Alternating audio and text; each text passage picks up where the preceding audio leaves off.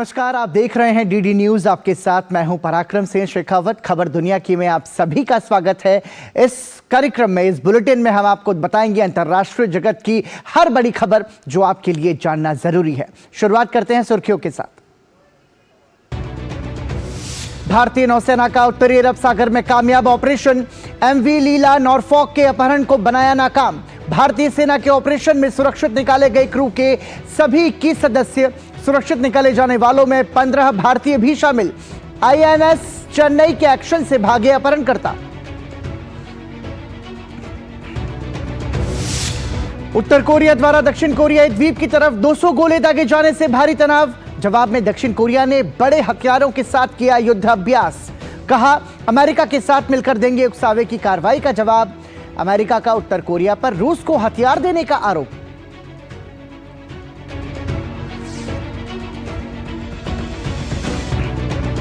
Gaza में Hamas के खिलाफ इजराइल का सैन्य अभियान जारी। प्रधानमंत्री नेतन्याहू ने हमास का नामो निशान मिटाने तक न रुकने की फिर जताई प्रतिबद्धता। हिजबुल्लाह से बढ़ते तनाव के बीच इजरायली सेना ने गोलान की पहाड़ियों पर किया युद्धाभ्यास। अमेरिकी विदेश मंत्री का क्षेत्र का अहम दौरा। जापान में 1 जनवरी को आए भूकंप में मरने वालों की संख्या हुई 94। अभी भी मलबे में दबे लगभग 250 लोगों को निकालने का प्रयास जारी। प्रधानमंत्री नरेंद्र मोदी ने जापानी समकक्ष को पत्र लिखकर जताई संवेदना। भारत की तरफ से हर संभव सहायता की पेशकश। नेपाल के भूकंप प्रभावित क्षेत्रों के लिए भारत ने बढ़ाया मदद का हाथ। मूलभूत संरचना पुनर्निर्माण के लिए $50 मिलियन की वित्तीय सहायता की घोषणा। विदेश मंत्री एस जयशंकर ने कहा, प्रधानमंत्री मोदी ने नेपाल के लोगों के साथ दिखाई एकजुटता की भावना। और सुर्खियों के बाद बुलेटिन की शुरुआत करते हैं एशिया का आईना के जरिए और जानते हैं एशियाई देशों से जुड़ी महत्वपूर्ण खबरें।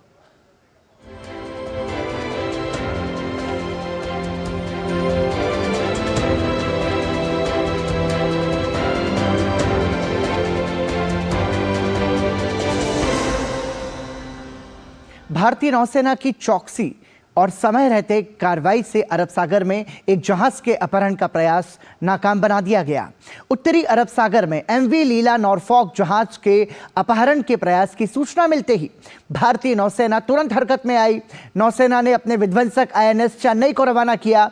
इसके अलावा निगरानी विमान भी मौके पर भेजे गए।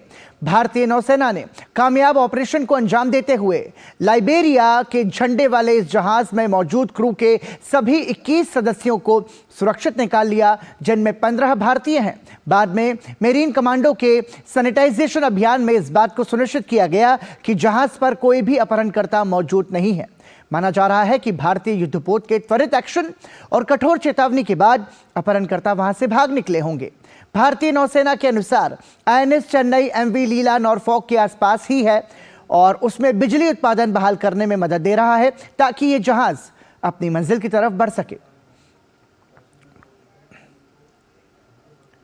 दक्षिण कोरिया की रक्षा मंत्रालय और स्थानीय अधिकारियों ने बताया कि उत्तर कोरिया ने शुक्रवार को 2 दक्षिण कोरियाई द्वीपों के पास तोप से 200 से अधिक गोले दागे। इसके बाद यहां रहने वाले लोगों को निकासी के आदेश दिए गए हैं। फायरिंग प्योंगयांग में किम जोंग उन के बार बार दी गई चेतावनी के बाद हुई है। उत्तर कोरिया के तानाशाह ने पिछले दिनों कहा था कि वो दक्षिण कोरिया और उसके सहयोगी अमेरिकी के खिलाफ युद्ध के लिए तैयार है। योनप्योंग के स्थानीय अधिकारियों ने एएफपी को बताया कि सुरक्षा के मद्देनजर नागरिकों को क्षेत्र खाली करने के लिए कहा गया है। अब तक मिसाइल परीक्षण करके दक्षिण कोरिया को उकसाते आ रहे उत्तर कोरिया ने इस बार अपने तोपखाने का रुख ही उसकी तरफ कर दिया। दक्षिण कोरिया का कहना है कि उत्तर कोरिया ने येओन पायोंग द्वीप की ओर 200 गोले दागे। ये द्वीप दक्षिण कोरिया का हिस्सा है। उत्तर कोरिया की इस कार्रवाई के बाद वहां हड़कंप मच गया। दक्षिण कोरिया ने वहां रह रहे लोगों को फौरन सुरक्षित स्थानों पर चले जाने को कहा। उत्तर कोरिया की कार्रवाई से बिफरे दक्षिण कोरिया ने अमेरिका के सहयोग से इस आक्रामकता का जवाब देने की धमकी दी है। दक्षिण कोरिया ने केवल धमकी ही नहीं दी, बल्कि उसने भारी हथियारों के साथ सैन्य अभ्यास भी किया। इस दौरान न सिर्फ तोपखाने से गोले दागे गए, बल्कि टैंकों से भी गोलीबारी की गई। ये गोलाबारी उन्हीं द्वीपों पर तैनात टुकड़ियों ने की।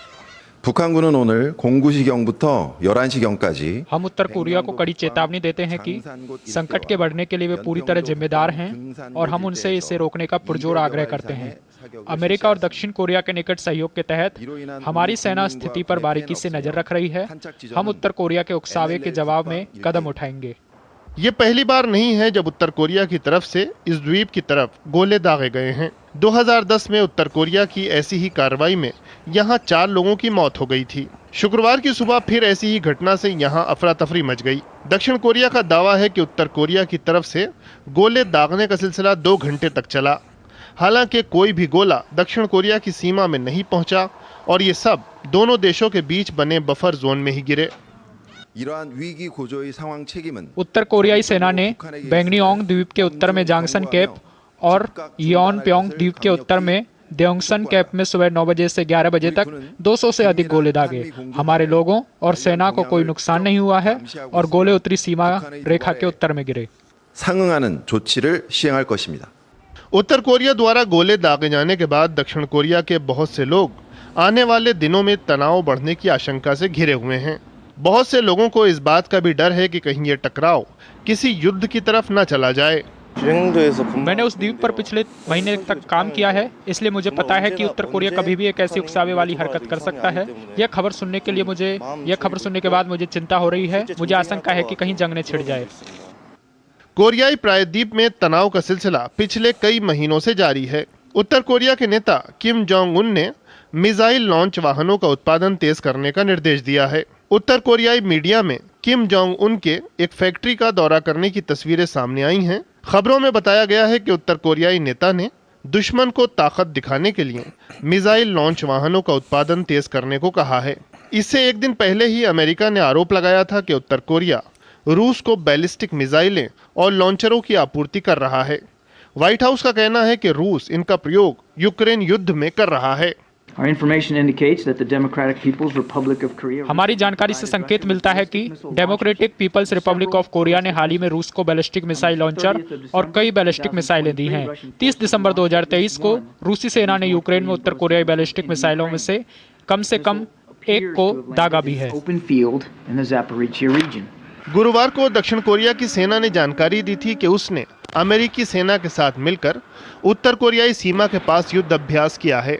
दक्षिण कोरियाई सेना के अनुसार इस अभ्यास का मकसद दुश्मन की आक्रामकता का जवाब देने के लिए तैयारियों को परखना था।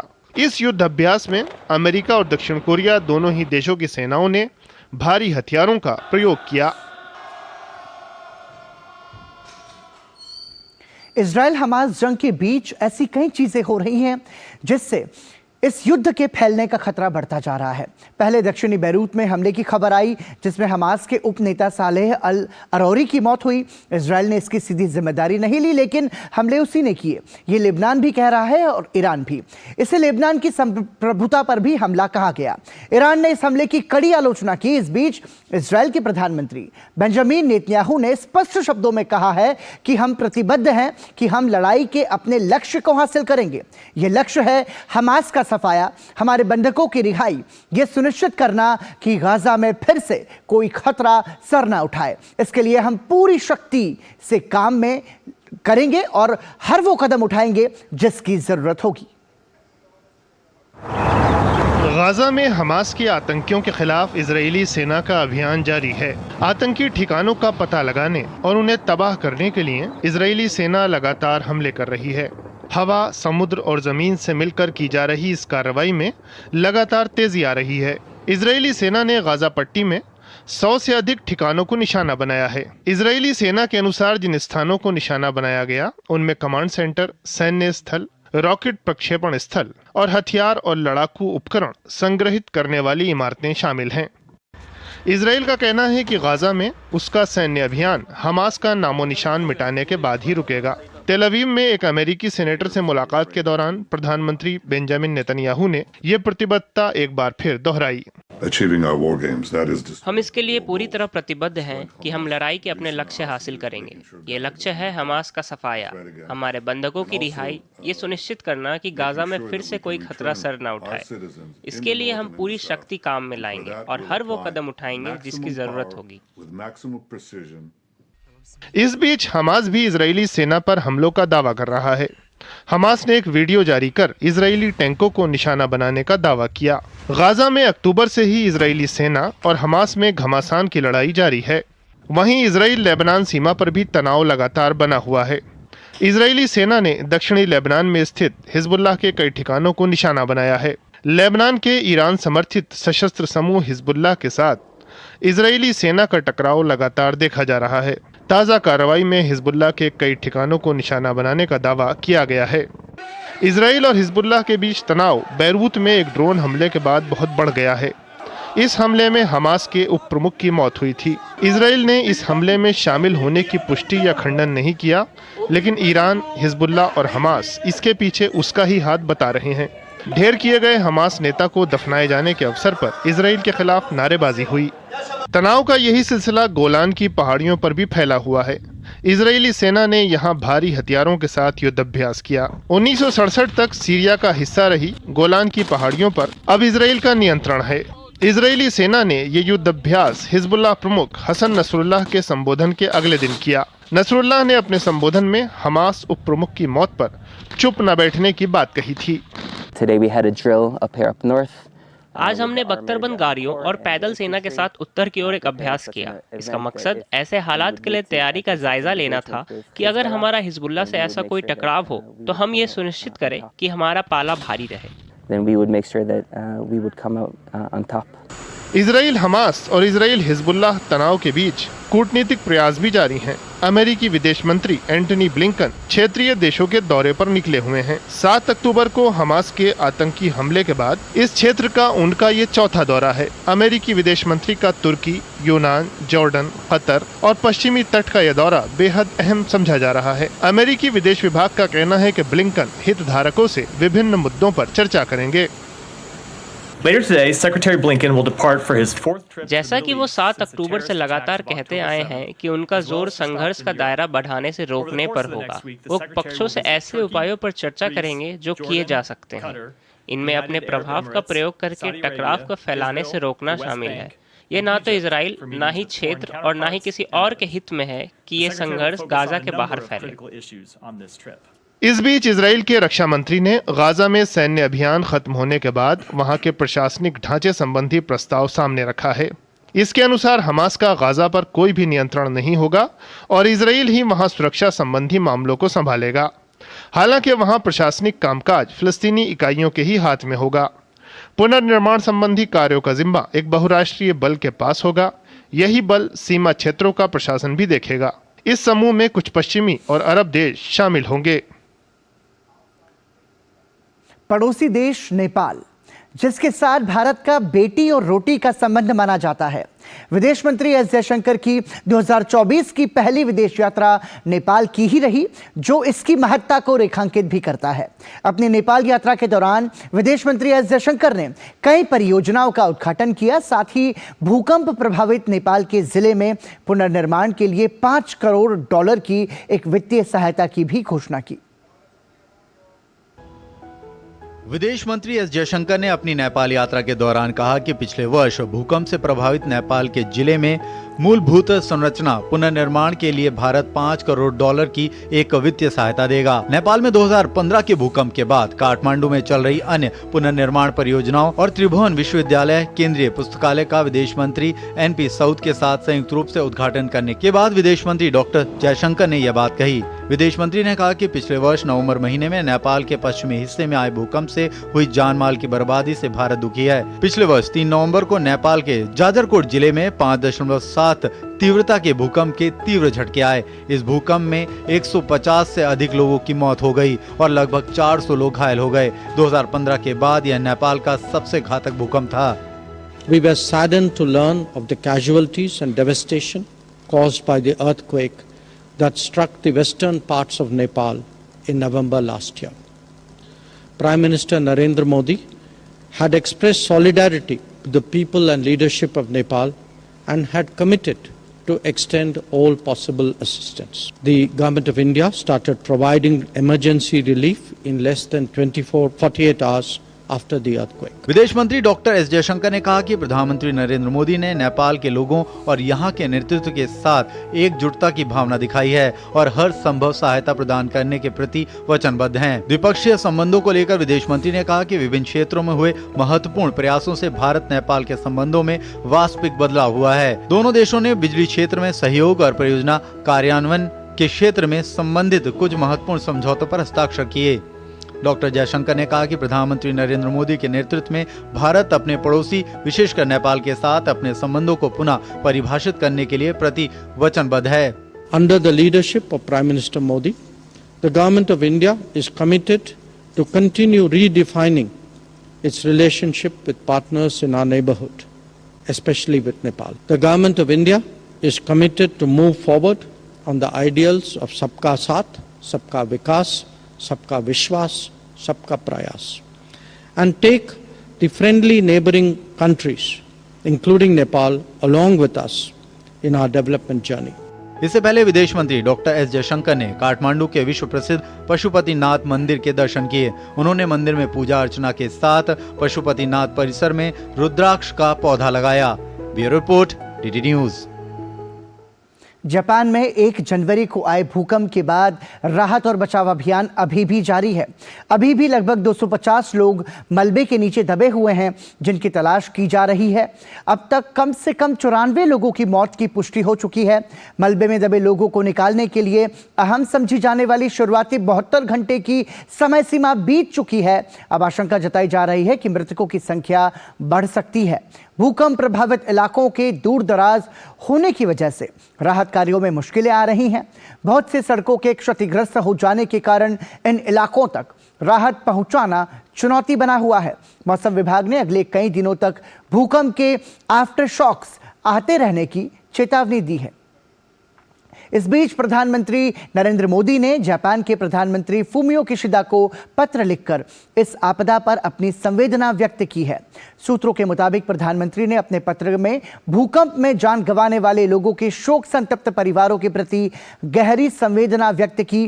प्रधानमंत्री ने आपदा की इस घड़ी में जापान के लोगों से अपनी एकजुटता जाहिर की। प्रधानमंत्री ने अपने पत्र में प्रधानमंत्री किशिदा को लिखा कि भारत जापान और आपदा से प्रभावित लोगों के साथ एकजुटता से खड़ा है।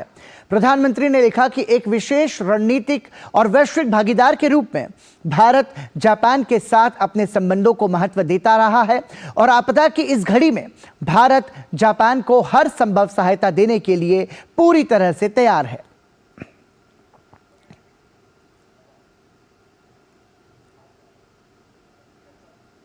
और बांग्लादेश में रविवार को होने जा रहे आम चुनाव से पहले सुरक्षा व्यवस्था कड़ी कर दी गई है। इस बीच कई अल्पसंख्यक नेताओं ने चुनाव से पहले और बाद में अल्पसंख्यकों की सुरक्षा सुनिश्चित किए जाने की मांग की है। बांग्लादेश हिंदू बौद्ध ईसाई एकता परिषद ने इसको लेकर चिंता जाहिर की। समूह ने अपने बयान में कहा कि कुछ क्षेत्रों में धार्मिक अल्पसंख्यकों विशेष रूप से हिंदू समुदाय को मतदान केंद्र पर किसी विशेष चिन्ह को ही वोट देने अन्यथा परिणाम भुगतने की धमकी दी गई है। ध्यान रहे कि इस चुनाव में 11 करोड़ से अधिक मतदाता 300 सीटों के लिए 1970 उम्मीदवारों के भाग्य का फैसला करेंगे। सत्तारूढ़ पार्टी आवामी लीग अपने चौथे कार्यकाल के लिए 266 सीटों पर चुनाव लड़ रही है, जबकि शेष सीटों पर यह अपने गठबंधन के साझेदारों को उतार रही है।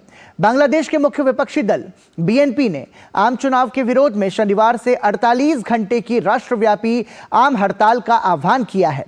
बीएनपी इस चुनाव का बहिष्कार कर रही है। चुनाव के लिए उनके द्वारा की गई अंतरिम गैर दलीय तटस्थ सरकार की मांग शेख हसीना सरकार ने खारिज कर दी थी। और आइए अपना नजर डालते हैं हमारे खास सेगमेंट दुनिया का दिल पर।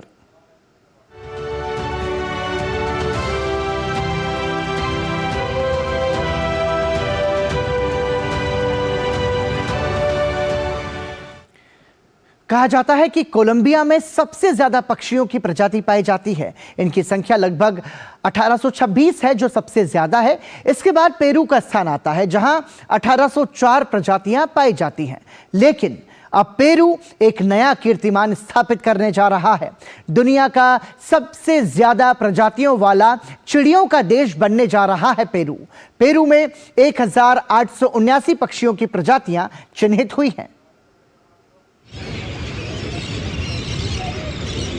दक्षिण अमेरिकी देश पेरू नया कीर्तिमान स्थापित करने जा रहा है। आधिकारिक सूत्रों के मुताबिक पेरू अपने पड़ोसी देश कोलंबिया को पछाड़कर दुनिया का सबसे ज्यादा प्रजातियों वाला चिड़ियों का देश बनने जा रहा है।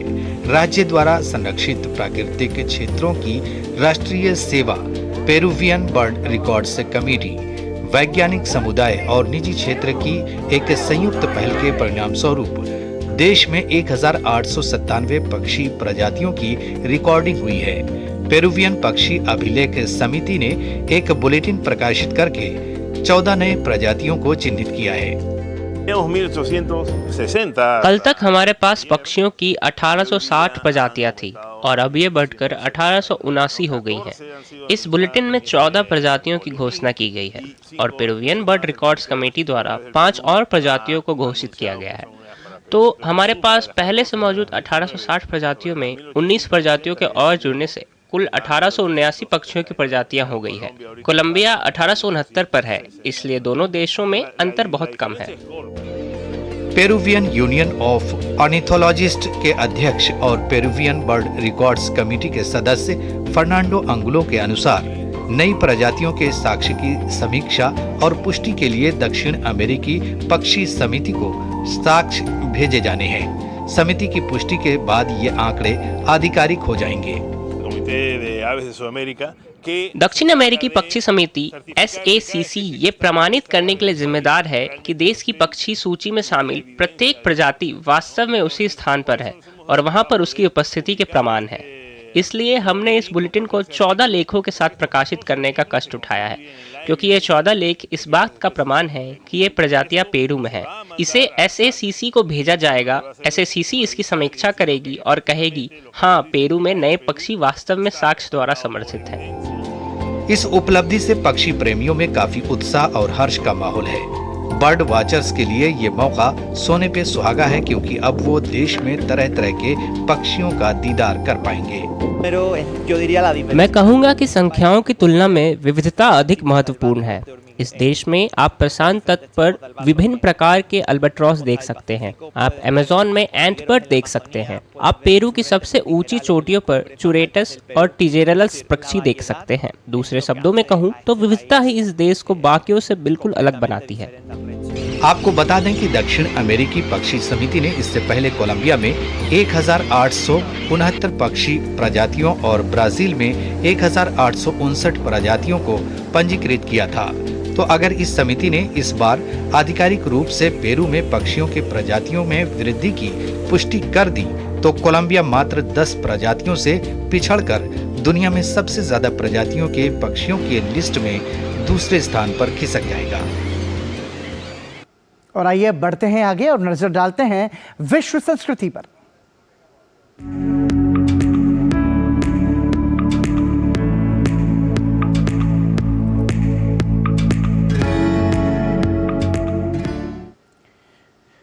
चीन के हॉर्बिन सिटी में international ice and snow festival का आयोजन हो रहा है।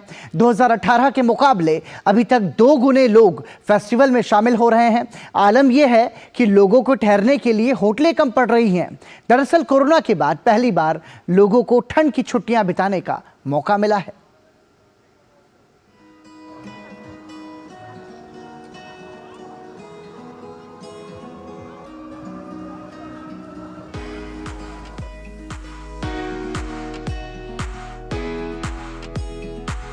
ठंड का मौसम हो, तापमान 0 से 15 डिग्री नीचे हो, तो सबसे पहले लोग अपने घरों में बंद होने का सोचेंगे। लेकिन आपको सुनकर ताज्जुब भी होगा और ठिठुरन भी जब आपको पता चलेगा कि चीन के हेलांगजियांग प्रांत में आइस सिटी कहे जाने वाले हॉर्बिन सिटी में Harbin international ice and snow festival का आयोजन इसी ठंड में किया जाता है। इस फेस्टिवल का आधिकारिक उद्घाटन 5 जनवरी 2024 को हो रहा है, लेकिन बर्फ और बर्फ की मूर्तियाँ 17 दिसंबर 2023 से ही जनता के देखने के लिए खुली हैं। इस उत्सव का कोई समापन समारोह नहीं होता, बस मार्च में बर्फ के पिघलने के साथ ही इसका समापन हो जाता है। भले ही ये फेस्टिवल मार्च तक चलता हो, लेकिन इसमें सबसे ज्यादा भीड़ चीन की सार्वजनिक अवकाश अवधि के समय होती है। ये समय होता है 3 दिनों का नए साल का अवकाश, जो 31 दिसंबर से 2 जनवरी तक होता है, और दूसरा चीनी बसंत महोत्सव, जो 9 फरवरी से 15 फरवरी तक होता है। इस बार फेस्टिवल के शुरू होने से अब तक प्रतिदिन 2018 के मुकाबले लगभग 2 गुना लोग यहाँ आ चुके हैं। इस वर्ष फेस्टिवल शुरू होने से लेकर अब तक प्रवेश करने वाले लोगों की औसत संख्या प्रतिदिन लगभग 30,000 लोग है। पिछले वर्षों की तुलना में पार्क में प्रवेश करने वाले लोगों की कुल संख्या में काफी वृद्धि हुई है। उदाहरण के लिए हमारे आंकड़ों के अनुसार 2018 में प्रतिदिन पार्क में आने वाले लोगों की औसत संख्या लगभग 18,500 थी, जबकि इस वर्ष कुल मिलाकर प्रतिदिन आगंतुकों की औसत संख्या लगभग 30,000 है। इसलिए पिछले वर्षों की तुलना में लोगों की कुल संख्या लगभग दोगुनी हो गई है। ये काफी बड़ी संख्या है। फेस्टिवल को लेकर उत्साह जबरदस्त है। हालात ये हैं कि लोगों को ठहराने के लिए होटल भी कम पड़ रहे हैं। इस साल हमारे सारे होटल फुल हैं। दरअसल हमारे पास केवल 23 होटलें हैं, जो बहुत कम संख्या है। इसलिए जैसे ही हमने इसकी बुकिंग शुरू की, कुछ ही दिनों में सारे होटल बुक हो गए। इस वर्ष वो होटलें भी भर गई हैं जो अमूमन वसंत महोत्सव के दौरान भरती हैं। इसलिए ये एक बहुत लोकप्रिय आयोजन है। लोगों का कहना है कि उन्हें होटल बुक करने के लिए 2 से 3 दिनों का इंतजार करना पड़ गया, और तो और फेस्टिवल के भी टिकट सोल्ड आउट हो गए। बुकिंग काफी कठिन था। होटल बुक करने के लिए हमने एक उपयुक्त होटल ढूंढने से पहले 2 से 3 दिन बिताए। आइस एंड स्नो वर्ल्ड के टिकट भी ऑनलाइन बिक गए थे, इसलिए मैंने उन्हें सेकेंड हैंड वेबसाइट से खरीदा था। दर्शकों का कहना था कि कोरोना महामारी के बाद पहली बार उन्हें ठंड की छुट्टियां बिताने का मौका मिला, इसीलिए लोग यहाँ आने को बहुत उत्सुक थे। क्योंकि महामारी हटने के बाद ये पहली शीतकालीन छुट्टी है, इसलिए लोग इस मौके को गंवाना नहीं चाहते हैं। हमें कई वर्षों से अपने घरों में सील कर दिया गया था, इसलिए हम बाहर जाना चाहते थे और महामारी से उपजी तनावपूर्ण भावनाओं से राहत पाने के लिए आराम करना चाहते थे। बता दें कि इस साल ये फेस्टिवल 8,10,000 वर्ग मीटर में हो रहा है। इसमें 2.5 लाख क्यूबिक मीटर बर्फ है। फेस्टिवल ने सोमवार को समाप्त हुई 3 दिवसीय छुट्टियों में 3 मिलियन से अधिक आगंतुकों को आकर्षित किया, जिससे बुधवार तक पर्यटन राजस्व में $826 मिलियन की कमाई हुई। इसी के साथ खबर दुनिया की में आज के लिए इतना ही। दीजिए इजाजत। नमस्कार।